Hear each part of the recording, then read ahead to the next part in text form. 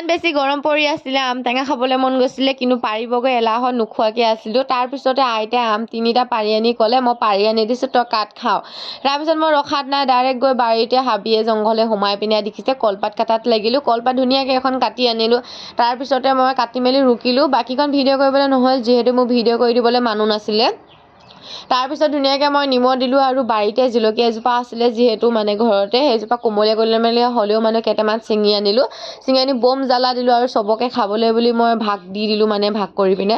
তাৰপিছত মই কলপাতত নাখালোঁ যিহেতু প্লেট এখনত লৈ ল'লোঁ আৰু ৰসখিনি মানে যিহেতু কলপাতত খালে গুচি যায় পৰি পিনে সেইকাৰণে মই ধুনীয়াকৈ আনি ল'লোঁ আৰু আমখিনি খাবলৈ বহুত বেছি মিঠা আছিলে যিহেতু আইতাই মিঠা আমজোপা পাৰি আনিছে মানে সেইকাৰণে মিঠা আছিলে খাবৰ কাৰণে।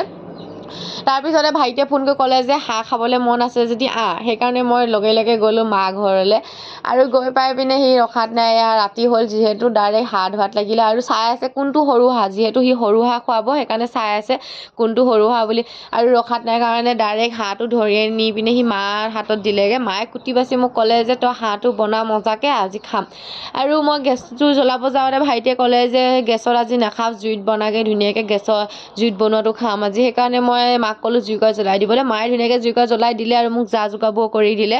তাৰপিছত মই ৰখাত নাই ধুনীয়াকৈ বনোৱাত লাগিলোঁ আৰু ধুনীয়াকৈ দেখিছে গাইজ কিমান বেছি ধুনীয়া এটা কালাৰ আহিছে খাবলৈ বম টেষ্টি হৈছিলে। লগ পালে নিশ্চয় মই খুৱাম এদিন হ'লেও আকৌ আমি বোলে লগ পাই